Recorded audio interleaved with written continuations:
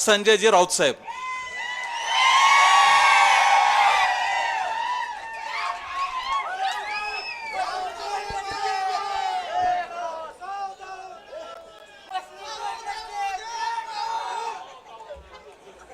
अध्यक्ष महोदय, अध्यक्ष महोदय,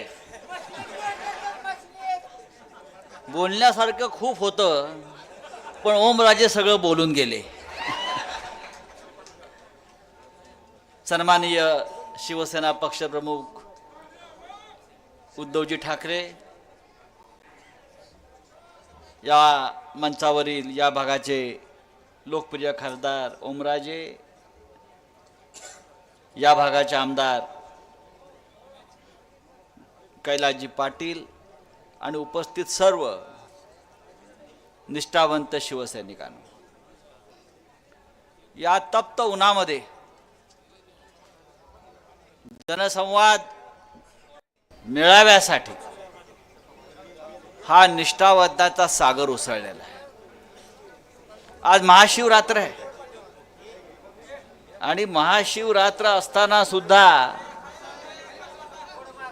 आपण इथे फार प्रचंड संख्येने जमलेला आहात. महाशिवरात्र म्हणजे भगवान श्री शंकराचा दिवस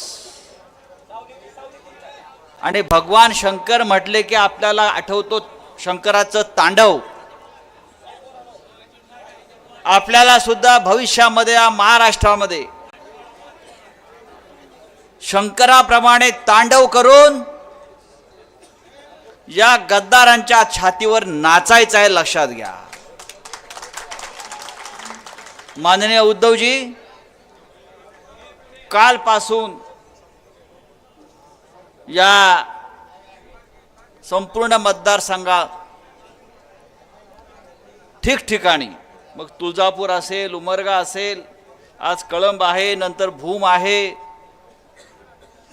जाती तिकडे त्यांचं प्रचंड स्वागत करण्यासाठी शिवसैनिक आणि जनता रस्त्यावर उतरलेली आहे. हे प्रेम फार दुर्मिळ असतं आणि या महाराष्ट्रामध्ये अशा प्रकारचं प्रेम फक्त बाळासाहेब ठाकरे आणि उद्धव ठाकरे यांनाच मिळत आहे. मगाशी ओमराजे आपण सांगितलं, मला तर आश्चर्य वाटतं उद्धव साहेब, आपण मुख्यमंत्री असताना आपण काहीच काम केलं नाही, आपण घराच्या बाहेरच पडला नाहीत, आपण काहीच काम करत नव्हता, आपण आमदारांना भेटत नव्हता, आपण खासदारांना भेटत नव्हता, पण तरी या महाराष्ट्रामध्ये इतकं प्रचंड काम झालेलं आहे. मगाशी आमदारांनी सांगितलं, खासदारांनी सांगितलं, आमदार गेले आणि तुम्हाला या भागाला मेडिकल कॉलेज मिळालं, खासदार गेले आणि अनेक मोठी मोठी कामं या भागातली झाली. पण गद्दार जो असतो, बेईमान जो असतो, त्याला या गोष्टी दिसत नाहीत. त्याला पळून जायचं असतं, त्याला चोऱ्या करायच्या असतात, त्याला लफंगेगिरी करायची असते. तो फक्त कारण शोधत असतो. अरे ईडी सीबीआयला मी, त्या ईडी सीबीआयला मी बांबू घातलाय रे, त्यांनी नाही मला घातलाय. तुम्ही काय सांगताय मला ईडी सीबीआय? येऊ द्या समोर. आता त्यांनी मला घाबरून सोडून दिलाय, नको हा माणूस आपल्याकडे. ही शिवसेना आहे. हे पळपुटे गेले पळून, हा डरपोक. पण इथे ओम आहेत, इथे कैलास आहेत, का त्यांच्यावर दबाव नव्हता? त्यांचा ओके पॅटर्न आहे, तुमचा एकदम ओके. ओके पॅटर्न नाही आहे. ओके, बरोबर. ओम ओम आणि कैलास हा ओके पॅटर्न, यांचा okay pattern. Om and Kailas हा ओके पॅटर्न, बरं का. आणि हा ओके पॅटर्न शिवसेनेला सत्तेवर परत महाराष्ट्रात आणल्याशिवाय राहणार नाही. अरे निष्ठावंतांची फौज आहे. हे 5-25 गेले असतील पळपुटे डरपोक, पण हे सगळे ढाणे वाघ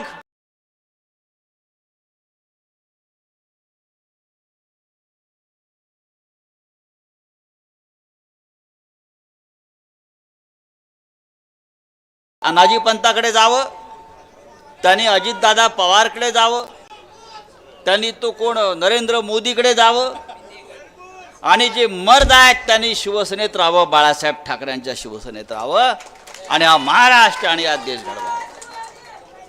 आपण सगळे मर्द आहात. आपण ठामपणे शिवसेनेच्या मागे उभे आहात.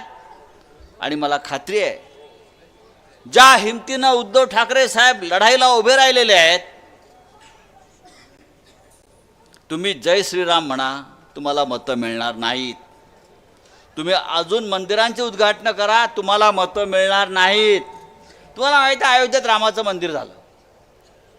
शिवसेना नसती तर अयोध्येत रामाचं मंदिर उभं राहिलं असतं का? शौर्य कोणी गाजवलं? कोणी केलं? शिवसेनेने केलं. आणि हे महाशय गेले अयोध्येत रामाची प्राणप्रतिष्ठा करायला. आपण टीव्ही पाहिला असेल, प्राणप्रतिष्ठा प्रभू श्रीरामाची आहे की नरेंद्र मोदीची आहे तेच कळत नव्हतं. प्रभू रामाची मूर्तीच दिसत नव्हती. हे सगळे कॅमेरे नरेंद्र मोदीवर, आम्ही रामाला शोधतोय कॅमेरे मोदीवर. हे यांचं सगळं धोरण आहे. आणि आमचा राम कशामध्ये? हा आमचा प्रभू श्रीराम मुख्यमंत्री पदावर बसून त्यांनी महाराष्ट्राची करोनाच्या काळात जी काळजी घेतली,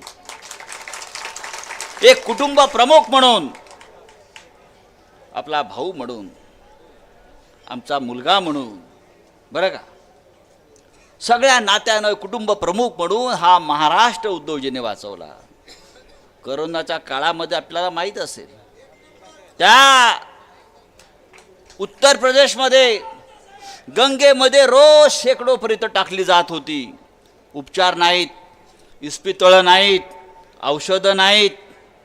आणि महाराष्ट्रामध्ये रोज उद्धव ठाकरे सकाळी उठल्यापासून मुख्यमंत्री पदाच्या त्यांच्या कार्यालयातून गावागावातल्या स्थितीचं ते माहिती घेत होते आणि आपल्या कुटुंबाचे प्राण वाचवत होते. आणि अशा या सत्यवान माणसाला, पवित्र माणसाला सोडून हे 40 गद्दार गेले आहेत. त्यांना जनता आणि देव सुद्धा माफ करणार नाही, लक्षात घ्या. मला खात्री आहे, महाराष्ट्राची जाणीव ठेवेल. महाराष्ट्र बेईमान नाही. महाराष्ट्र छत्रपती शिवाजी महाराजांचा आहे. आणि छत्रपती शिवाजी महाराजांचं आपण नाव घेतो तेव्हा डॉक्टर बाबासाहेब आंबेडकरांचं संविधान या देशामध्ये आहे. अजून काय राहिलंय? हां, तर या सगळ्यांचं या महाराष्ट्रामध्ये फार मोठं योगदान आहे. उद्धव ठाकरे पुन्हा एकदा या महाराष्ट्राचं, देशाचं नेतृत्व करतील अशा प्रकारचं वातावरण आपण सगळ्यांनी निर्माण केलेलं आहे. आणि ओके पॅटर्न तर आहे ज्या भागामध्ये. आता संपूर्ण राज्यामध्ये आम्ही ओके पॅटर्न घेऊन जाऊ आणि हमारा ओके गद्दारों को ठोके